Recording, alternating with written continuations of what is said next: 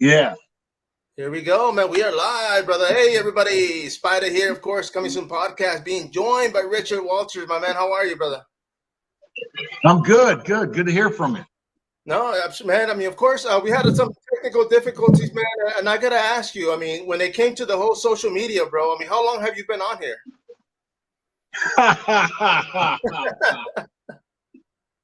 I got on Facebook back in 2008, I think. Okay. So it's just the latest lurches in technology that I've started to fall behind. But otherwise, until now, I've kept up a little bit, like getting on whatever. It's all good. We're here, and Oh, yes, sir. Yes, sir. And of course, and I was going to say, because even now, I mean, a lot of the younger kids, they always say like Facebook's for old people, which I'm in. You know, I'm on Facebook as well. right. But You're it's right. you, man. It's getting there, but it's probably the best one, honestly, man. So it's the best one to be on. Yeah. I don't know. Yeah, I don't know what the best one is. Yeah, I mean, like, it seems for the cats in the horror industry. Yeah, I think it is. It seems to be the best platform right now. You know, No, it is. I mean, because guys. there's others out there, but like TikTok's real cut and dry. You know, that one's like for the kids with a short attention span, man. That one's like you got to get in and out. You know, Twitter's still there, but it's floating around somewhere. I mean, some people are still on there, some aren't. But yeah, you know, Instagram, you can share it anywhere, so it's definitely a good plug. Yeah, for sure. Now, of course, man. I brought you on here for a few reasons, man. But one, I'm going to put the poster up so people can see it. It's going to be for this event that's happening here in San Antonio, of course, September 23rd and 24th. You know, you're going to be here with other guests. And man, I mean, it's going to be an honor. You know, I'm actually looking forward to meeting yourself and the other guests that are going to be on here. But right off the bat, bro, I mean, of course, you've been a lawyer. You worked in a law firm for most of your life. And I got to ask you, I mean, when that was going on, how did you get involved in the film industry? I went to law school, and I sat in back of the room, and I was very afraid to answer questions because I didn't want to look stupid. And I had that inside me that I would never. I remember one time the answer to the question was, moral relativity. That was the answer to the question. What the question was fixed points of right and wrong. What is he talking about? Yeah, and I remember the question, and I remember being so afraid to reach up and answer it. It was a philosophy of law class. And I just said to myself, I'm never going to be afraid to speak again. And as soon as I got out of law school, what I really started doing was, I partied a little bit. Oh yeah. After I got out of law school, but I did get a job as a lawyer, and then I got a job, and then after, I got into being on stage so I could be a much better attorney. That's what I wanted to be. I wanted to be a trial lawyer. So I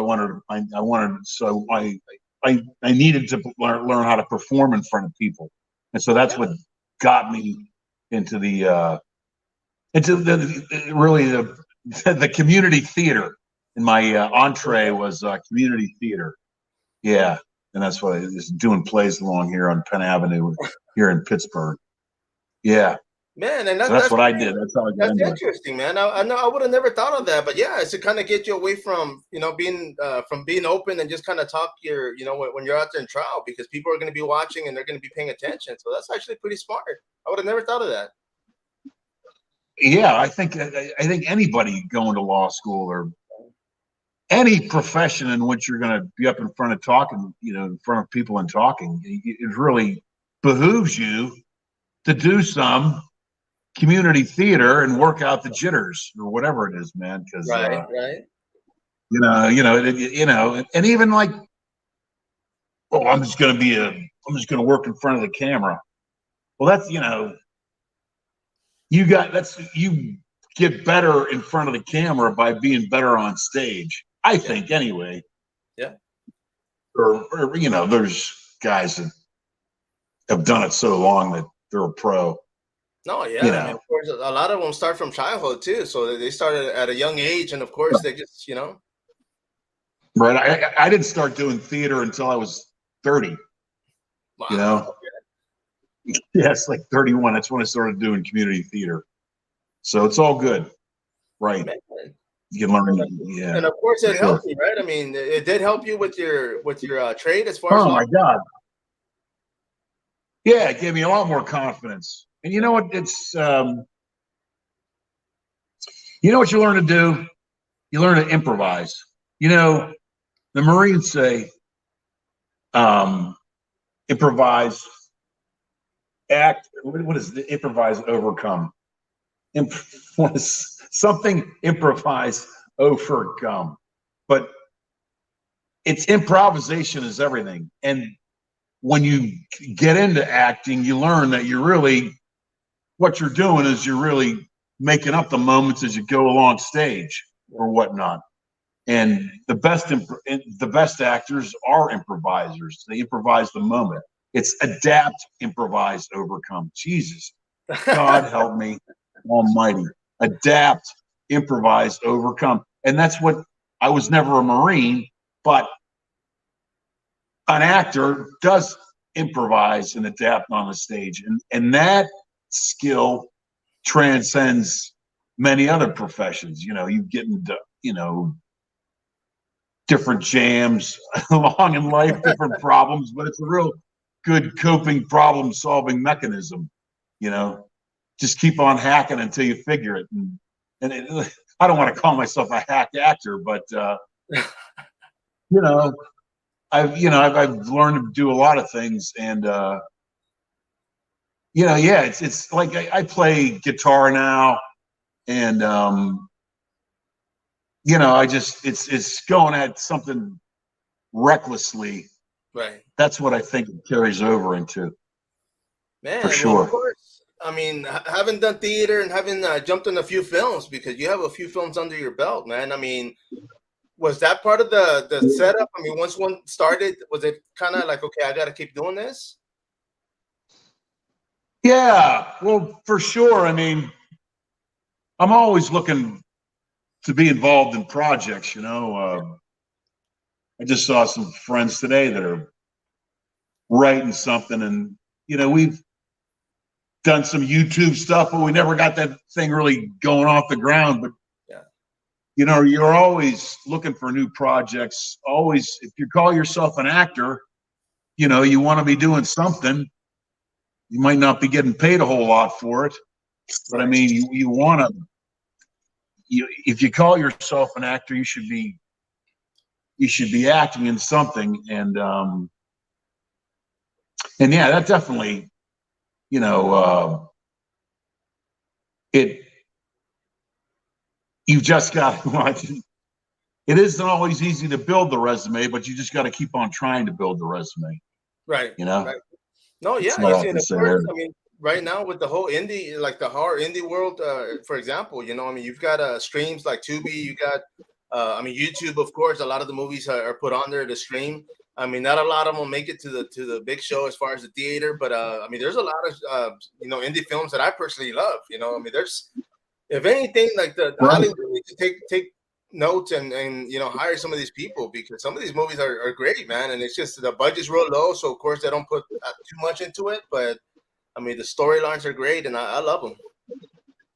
Yeah, it's imagination, man, and creativity. Yes, sir.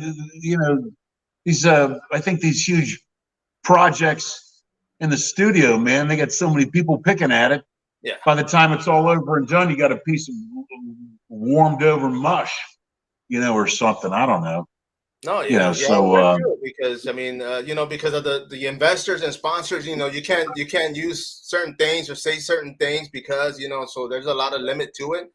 But in the indie world, I mean, of course, you know, they budget themselves. A lot of them go to the indie go-go, you know, and you know, people like myself, you know, get on there and promote, you know, sponsor some of those movies, man, which is great, because you know, they make them for us, so for me, it's just a little investment, man. I love that kind of stuff, though. Right. It's a real community. It's awesome. And of course, I mean, you're going to be coming here on September, man. Like I posted, is this going to be the first time coming to San Antonio? Yeah, I'm very excited. You know what? I love Texas. I've been to Austin, I've been to Houston, and I'm sure I'm going to love San Antonio. Oh, I love coming to Texas, and I love country, and I love Tex-Mex food. Oh yeah, and I love chili. Yeah, I love football. Definitely, man. Yeah, man. It'll be good, man. It'll be perfect in September. Oh, excuse my French. I don't want to use too many of those F words. And of course, yeah, but of course, I mean, you're going to be joined by a couple more guests. I mean, it's going to be, I mean, for me, like I've been saying it for a while, the whole horror genre, it's not even Halloween anymore. It's like all year. Conventions are popping up left and right all over the U.S., pretty much all over the world. But I mean, here in the U.S., it's taking over, man. There's a lot of you think there's like a resurgence of it, like my friend Tony Rodriguez, he thinks there's a resurgence going on. Yeah, I guess, in the horror.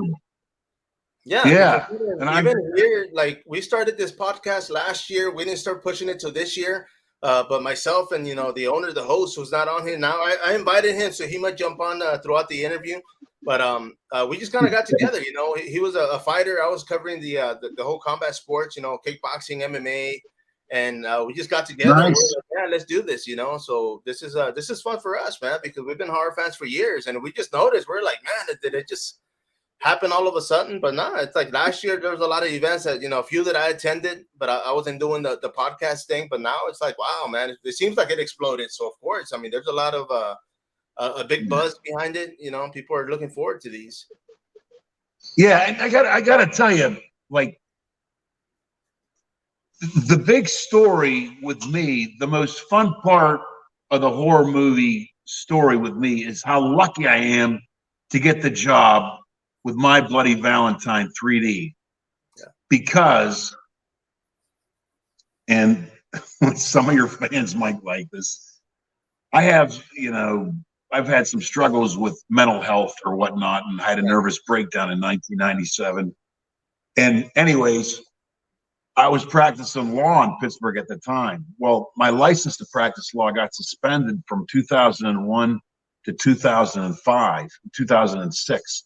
And so then, and that's where I got, some of my credits too, actually, Right. Some of the, uncredited stuff like The Island and stuff like that. And 24, I was on 24, and stuff like that. So I got some real credits out there.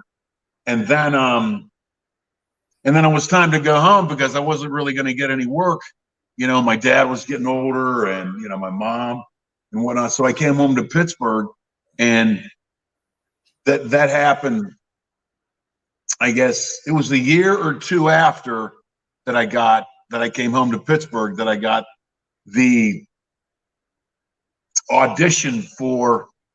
It's an under 5 role, they call it, under 5 lines. Yeah. For My Bloody Valentine. So I get this under 5 role that's stretched out like over a couple of weeks of getting days on the set, which is as big as you can get for an under 5 role. And then I'm fat at the beginning of it. So the whole thing is just such a it's intertwined with law and luck and getting good breaks and and being here from Western Pennsylvania, because that was filmed in Western Pennsylvania, and so it's got and Tom Atkins is from Pittsburgh, so it's really got a good Pittsburgh feel to it. That movie, My Bloody Valentine 3D.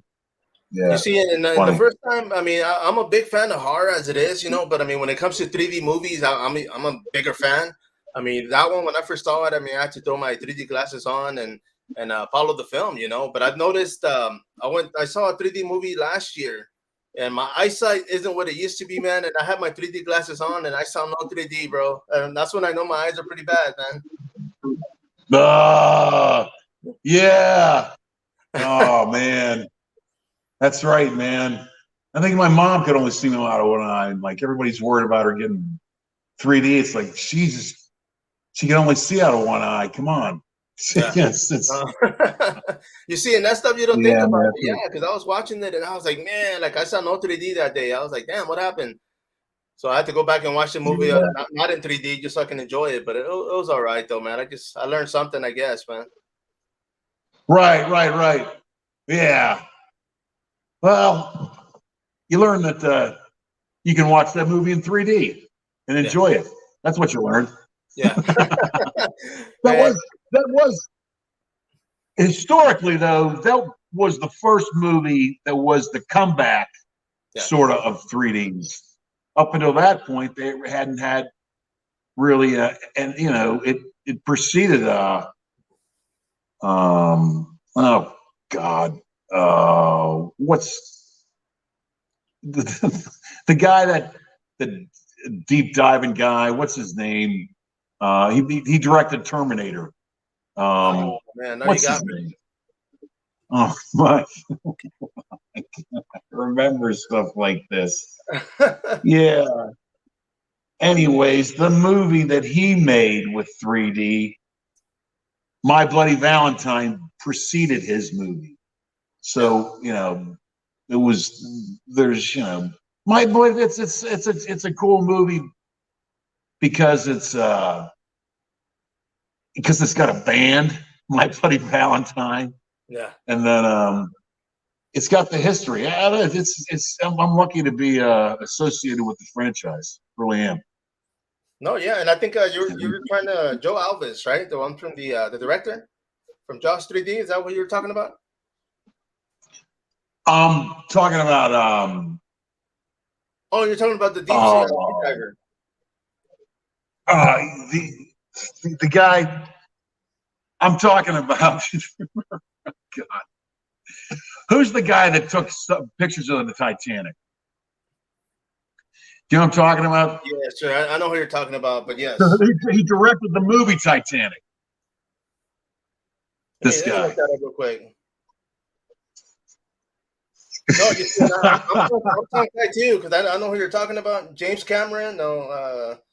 Thank you.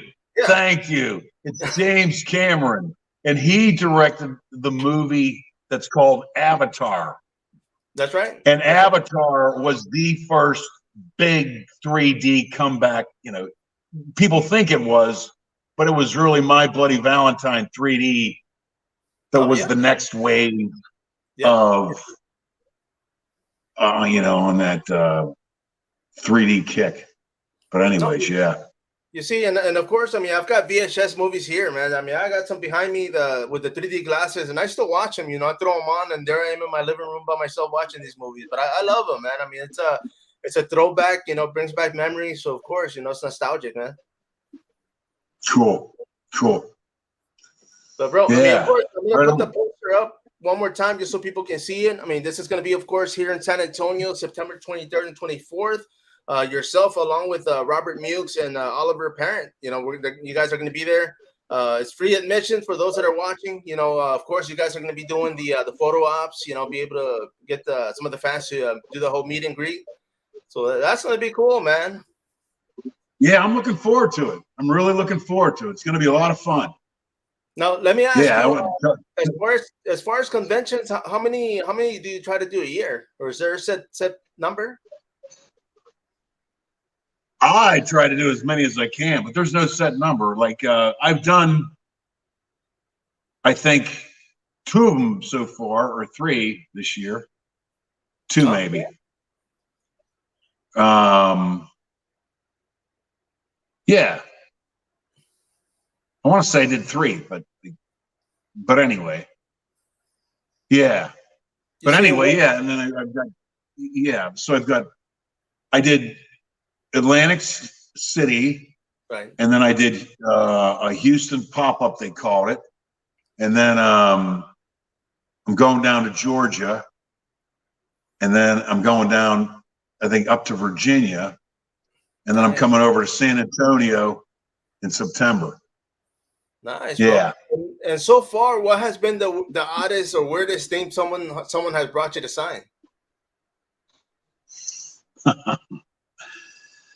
The weirdest.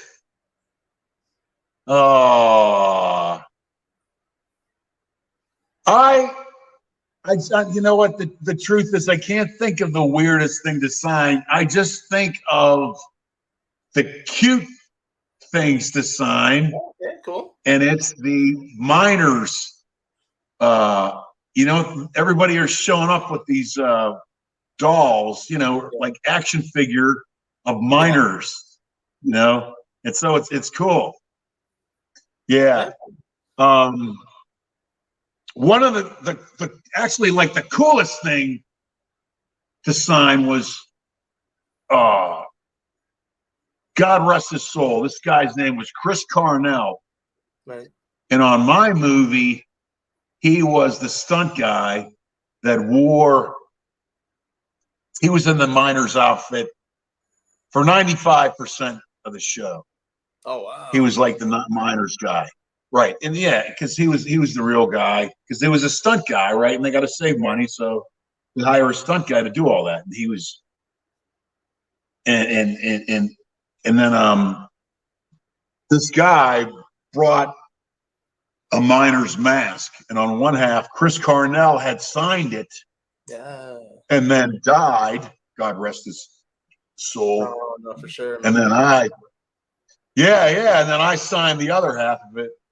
Oh, and cool. then and then he was going to get the guy from Supernatural to sign it. So so this Indian brother, this Desi brother from Jersey, he had that piece. So that's weird, but it's weird cool. No, and then for sure, the other, and then the cool thing is the dolls. I think is the action dolls are cool. No, for sure, man. I'm gonna think of something. I'm not sure what I'm gonna take yet for you to sign, man. But I'm gonna make sure it's nice and cool, man. I'm gonna think of a nice piece. We'll see. We'll see what I can get. Looking forward to it, brother. No, for sure. And of course, I mean, you're gonna be you have a few more events before you come here to San Antonio, of course. But as far as you're gonna have photos and other stuff for guests, like when they come up. Oh, absolutely, absolutely. My guy Tony Rodriguez, Midnight Entertainment. Yes, he is the man.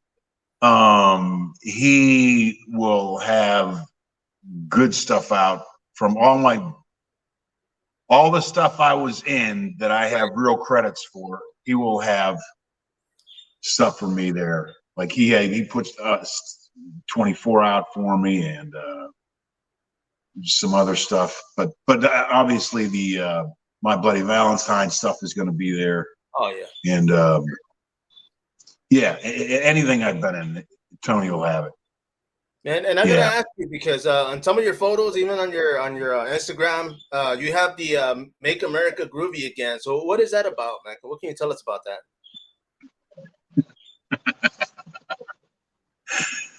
Well, I'm starting a cult of love. There you go. Yes, indeed. All right, so you've heard of like this QAnon cult, right? Right. Well, listen to me. I'm the real Q. I'm the only Q you need to listen to, because I am the first cousin of Wild Bill Donovan, 3 times removed. That means I'm like really his reincarnation. Now, Wild Bill Donovan was the founder of the OSS. All right. Oh, wow. The Office of Strategic Services. Okay.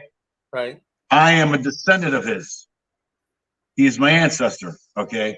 And so that's the forerunner of the CIA. So I'm the only Q you need to listen to.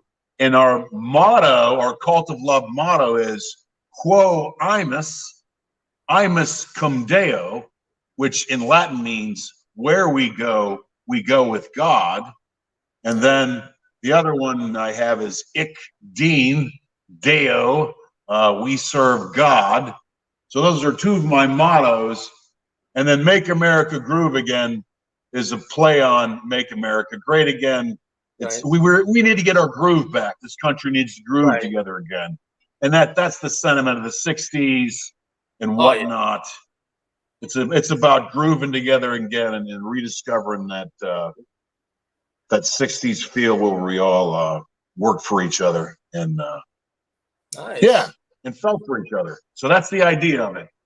No, well, cool, man. Because I saw it and I said, man, let me ask. I said, I don't know if it's into disco or what, but I said, maybe we'll see what's behind this whole Make America Groove Again. And of course, it makes sense, man. I mean, definitely, America has been going through hell and back, man. I mean, we still are, as far as our the economy. I mean, everything got shook up, and we're still trying to survive, man. I mean, it's crazy how much expensive things got and are getting. Yeah. We got to get together. We got to bring peace and love together. In this country. No, for That's sure. What it's about. I agree. And of course, are you gonna have any shirts? Make America Groove Again shirts or anything for come September? Yeah. You know what? Nice. I'll try to. I'll try to turn out some. At least I'll try to get some. Bumper stickers or whatnot. Yeah, I was going to say the bumper stickers. Yeah, get the bumper stickers, and then I'll definitely try to work on the shirts. Yeah, Make America Groove Again shirts. Yeah. Definitely. Because I know one of the biggest things that will sell here in Texas, man, will definitely be headbands if you can make them, or bumper stickers, man. Really? The pickup trucks will definitely put some stickers on there, man, for sure. So we'll have to check it out for sure. Yeah, I'll have to make some up. No, yeah. I mean, like I said, I'm going to be there, of course, man. I'm going to put the poster one more time for everybody to watch. I mean, this is going to be here in San Antonio, of course, like I mentioned, and it's going to be at the Rolling Oaks Mall, which I've been to, man. There's a lot of space, a lot of free parking for everybody that's going to be in attendance. They're going to have vendors. I mean, they're going to have guests like yourself. We're going to have Robert Mukes and Oliver Parent. So for those that are watching, definitely stop by, support, hang out with the man, and get some photos, get some bumper stickers. Hopefully we'll see what you bring us, and we'll go from there, man. Sounds good. Sounds awesome. And real quick before we wrap this up, bro, you said you are looking for work. I mean, as far as film, so are you available? I mean, if somebody, a director, writer, author, they're interested. I mean, where can they reach you at? Oh, well, Tony Rodriguez at Midnight Entertainment. He's my, nice, the same guy that is taking care of this is taking care of that for me. No, and that's good, because I know the guy from social media. I know he's busy. He's got a lot of clientele, man. So I know he's taking care of you guys, guys and girls. He's definitely doing his work, and I appreciate people like that, because they take care of you guys, man. That's important. Yeah, he's a good man. Real good guy. Yes, sir. For sure. Of course, don't hang up yet, because I'm going to ask you a few more questions after this interview. But everybody out there, of course, make sure and turn up, support. This is going to be here at Rolling Oaks Mall, Monster-Con, of course, and Richard Walters. Other guests are going to be on there, the vendors, and show up and support, man. So definitely, my man, I do appreciate you jumping on this. Like I said, don't hang up yet. But we're going to wrap this up. sPidA, once again, this is the Coming Soon podcast. Till next time, follow up.